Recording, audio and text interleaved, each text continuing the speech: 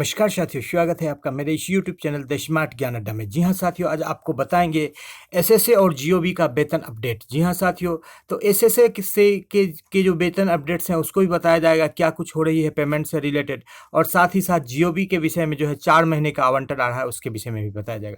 जी हाँ साथियों, उससे पहले वीडियो को लाइक कर दे, चैनल को अब तक सब्सक्राइब नहीं किया तो द स्मार्ट ज्ञान अड्डा आपका अपना चैनल है साथियों, जो आपके उज्जवल भविष्य की कामना करता है। उसे सब्सक्राइब कर ले और बेल आइकन को दबा दें ताकि आने वाली सारी वीडियोज की नोटिफिकेशन आपको मिलती रहे। जी हाँ साथियों, तो सीधे चलेंगे अगले स्लाइड पर और देखेंगे क्या कुछ होता है इस अंक में, किस प्रकार आपका सैलरी आ रहा है जीओबी का और एसएसए का।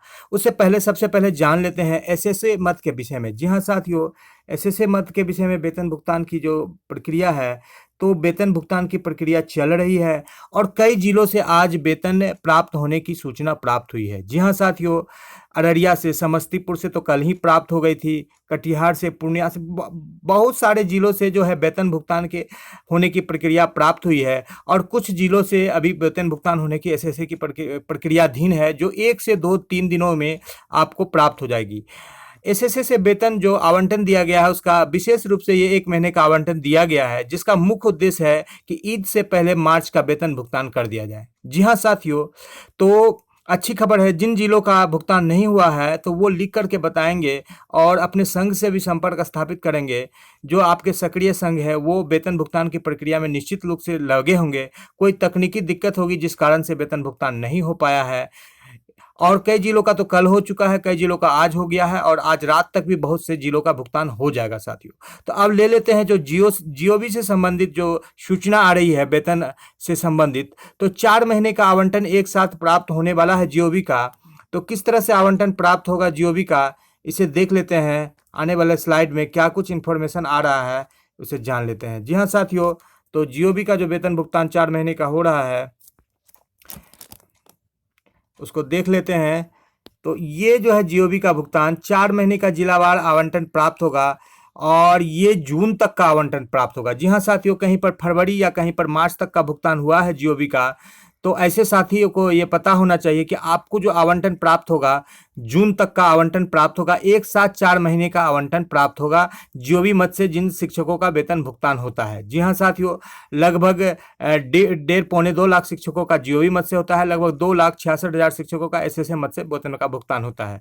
तो उनको 4 महीने का आवंटन प्राप्त होगा। अब देख लेते हैं कि आवंटन कब तक प्राप्त होगा और राशि कब तक आपके खाते में जाने की संभावना है। जी हाँ साथियों, तो ये आवंटन प्राप्त होने की जो सूचना है आपको, ये 29 अप्रैल तक मिलेगा आवंटन। जी हाँ साथियों, 29 अप्रैल परसों का डेट है और परसों तक आपको आवंटन प्राप्त हो जाएगा। जी हाँ साथियों, फ्राइडे तक हम मान सकते हैं।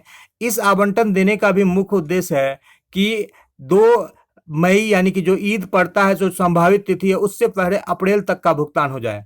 तो फिर वही बात आ जाएगी साथियों कि मार्च तक का विपत्र तैयार है लेकिन अप्रैल का बहुत जिलों में तैयार नहीं है, तो वेतन भुगतान में देरी होगी।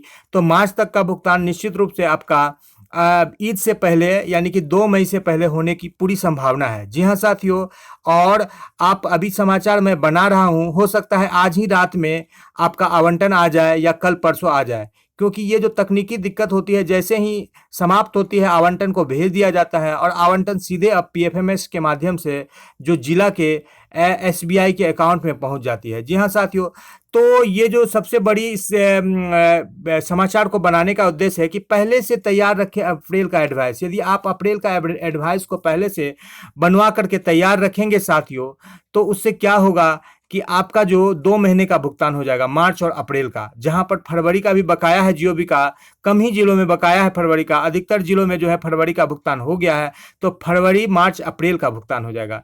जी हाँ साथियों, तो अप्रैल चूंकि महीना समाप्ति होने पर है और उसका रूल्स भी है साथियों कि बड़े पर्व त्यौहार में जो है आप 2-4 दिन पहले ही वेतन बनवा सकते हैं, क्योंकि एब्सेंटी का उद्देश्य सैलरी देना नहीं, सैलरी से कटौती करना होता है। जी हाँ साथियों, जो कि आगे भी आपकी सैलरी से की जा सकती है नेक्स्ट महीने में। तो पहले से यदि मार्च का आप एडवाइस तैयार रखेंगे तो इससे क्या होगा कि आपको मिल जाएगी। जी हाँ साथियों, जैसा कि दरभंगा के डीपीओ साहब ने किया कि उन्होंने पहले ही सूचित कर दिया सभी प्रधानाध्यापकों को और सभी प्रखंड के प्रखंड शिक्षा पदाधिकारी को कि जो कि आप 25 अप्रैल को ही उन्होंने ये चिट्ठी निकाली कि आप अप्रैल का भी विपत्र तैयार रखें।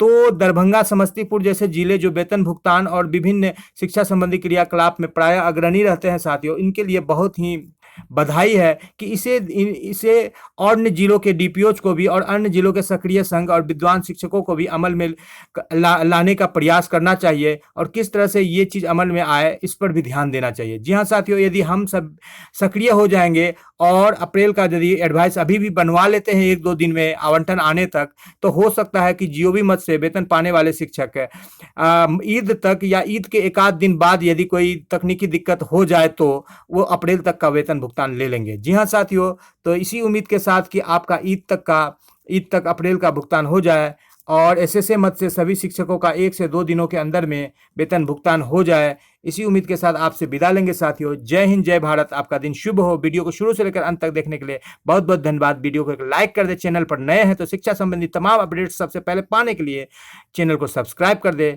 और द स्मार्ट ज्ञान अड्डा आपका अपना चैनल है साथियों, जो आपके उज्जवल भविष्य की कामना करता है। जय हिंद, जय भारत, वंदे मातरम।